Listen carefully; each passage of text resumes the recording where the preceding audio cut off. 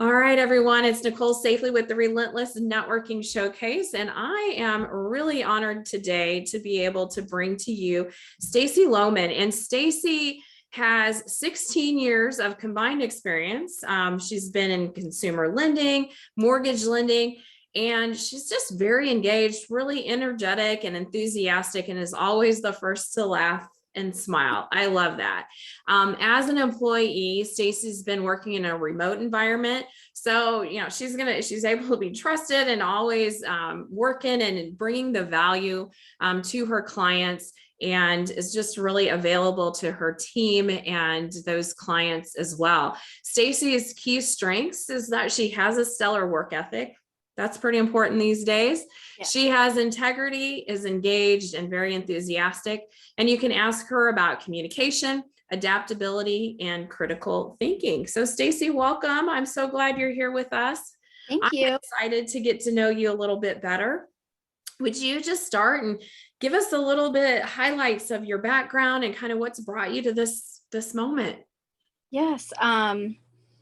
So I started in the banking industry right out of high school, which I'm surprised because I was never really good at math or anything like that. So banking, like kind of a random thing that I got started into. But the more I did it, the more I loved it. I loved helping people. And throughout my career, I've gone from being a teller to being in like a loan processor position. And then I've now worked my way up to a mortgage underwriter. And I really love being an underwriter. I love being able to help people, finance their dreams. And, I get to talk to a lot of loan officers with my job. And, they can share a lot of stories with me about how it could be someone's first time buying a home and they were so excited and they felt like the whole process was streamless. There wasn't back and forth with, documents needed. Mm-hmm. And so that's been really, that's what I just really love that part. Yeah, I love that. And, as an underwriter, you're kind of way behind the scenes. Nobody ever gets to see how you're helping them build their dreams. So yeah. How do you stay connected to that vision and that drive? What do you think is there for you? To me, I like to be engaged, like I said, with the loan officers. And it's important for me to kind of, and it's not every loan, but I like to kind of know what the story is. Sometimes you can't always tell based on, where they live, their employment. And it's helpful to talk to the loan officer because they're the ones that are getting to know them. Mm-hmm. So it kind of makes me feel like I know them a little bit better. And that's what drives me to helping them. Yeah. It is that story. We were talking about why we do these showcases versus just handing a resume. I think it's that same thing. There's always something more than what you see on the paper. And the fact that you look to understand and want to be connected to that is awesome. What do you feel? I talked a little bit about your strengths, but in your words, like, what is it that you bring to the table? What is your superpower? My superpower is just wanting to gain more knowledge. And I think that my background has shown that, being a teller all the way to mortgage, like I am knowledge hungry and I will learn as much as I can, because to me, it's important to know that if someone needs help, I can step in and help them. Mm-hmm. Be able to help everybody. I want to be that go-to person that someone says, hey, I need help. You know what? Stacie's the person I need to go to. Mm-hmm. I love that. We need more people like you. We need more people that are ready to step up and do whatever it takes. Yes. What is it, as you think about your next opportunity? Obviously, the mortgage industry is kind of all over the space and not looking so great at the moment, or we wouldn't be here. Are you looking to stay in mortgage, or are you looking to transition into something else? What are your thoughts? What's there for you? I would like to stay in mortgage. However, I'm completely open to start something new. Sorry, my cat in the background. Your kitty's there. I've thought about, recruiting. That was something I always liked. Again, that's helping people. Mm-hmm. But don't know where to get started. I don't have any background in that. I have background in training people with positions that I've been in.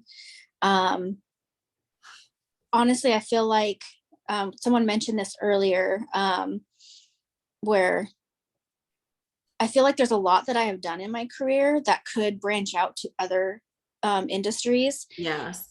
And I think I'm kind of tunnel vision, and I haven't really recognized what those other positions could be. You know, I thought about, recruiting, like I said, and then I think it was Tori mentioned, compliance. Well, a lot of what I've done has been in, related to compliance. And anytime I've seen those positions, I'm like, oh, I don't qualify for that. I don't, and so now she mentioned that, I'm like, well, maybe I need to take a closer look to those and look at the requirements and see, okay, compliance is part of my daily life. Yeah. I may have that title of compliance officer, but I do have to comply with compliance and regulations and laws. Yeah. Yeah. And not all of those folks are attorneys. You can definitely get in there having that knowledge. The other thing that I think about are software companies that are aligned to the mortgage industry. So automated underwriting, could you go and be a business analyst or a SME in a company that's doing an automated underwriting system? You know what it takes to do it manually. How do we improve that automated underwriting? So some of those software companies might be a good place. Blend was one of the ones that we used at Fairway. Simple Nexus is another one. Looking at what's the company that does Encompass? Somebody help me out. Who owns Encompass? Ellie Mae. Yeah. So, I don't know if I'd go work for Ellie Mae, but maybe you could improve the way they actually deliver. So looking at some of those ancillary, like that's the whole thing with the warm market, is start with your really warm market. Look at where you have already established kind of connections and things you've used. But yeah, it's definitely transferable. We can talk more about that offline, but looking at what are those key strengths when you think about things other than the job, like what's most important for you? What are you looking for in that next company, that next opportunity to kind of fulfill your purpose and passion areas? I mean, for me, a priority would be remote. I take care of my mom. She's a stroke patient. She can't live alone. So it's important for me to be able to stay home and her. So that's number one priority. That's or something that may be hybrid, going into the office a few times a week.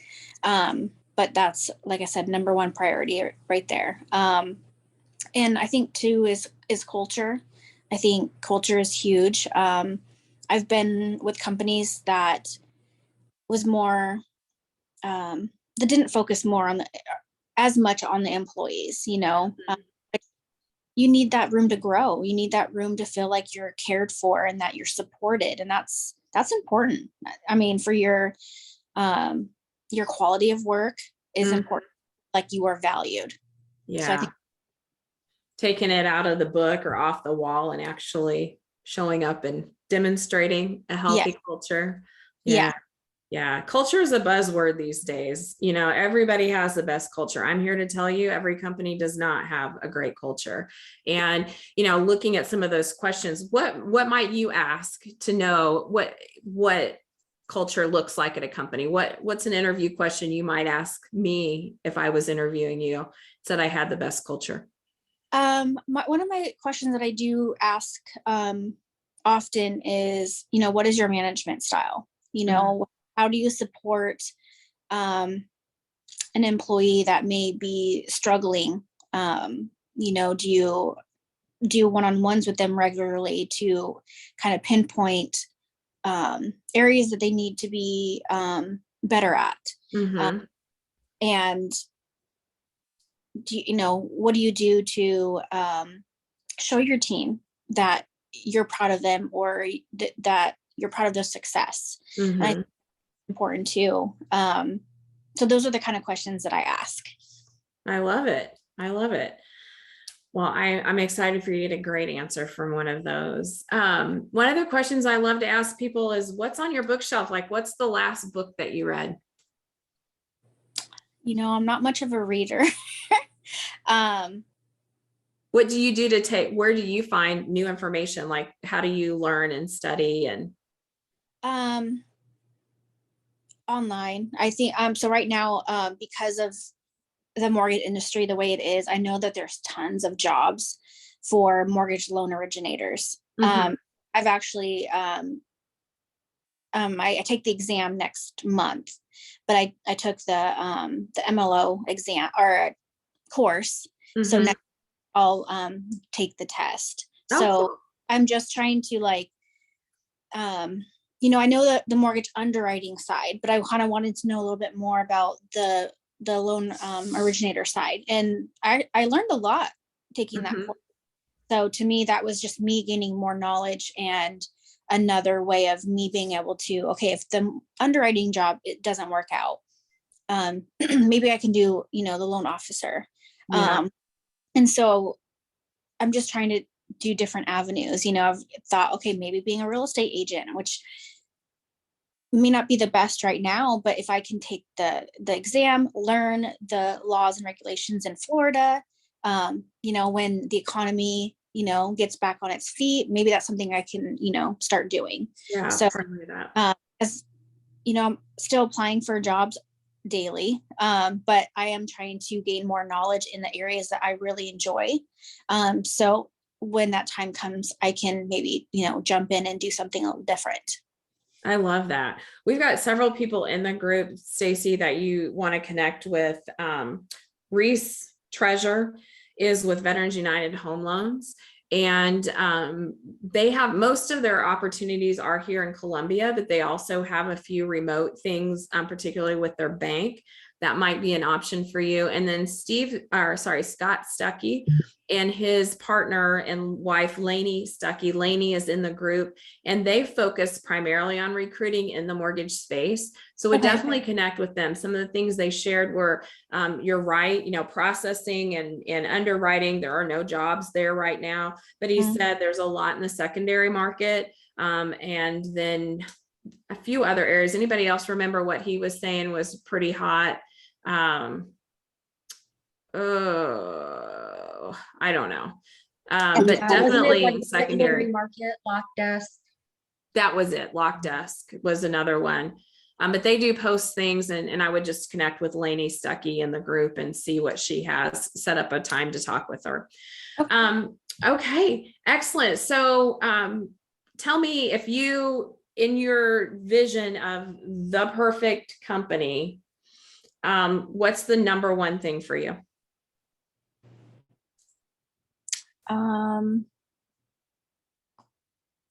Benefits, I think, is Good benefits. yeah, benefit.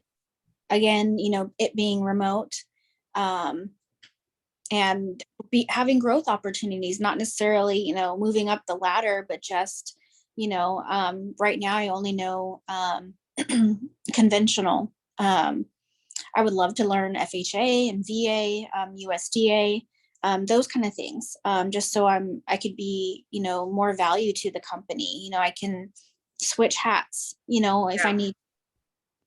That's awesome. And I'll tell you, at VU, they have a program called Patio where they're venturing out beyond VA loans into USDA and FHA. So put that in your thought and maybe check them out.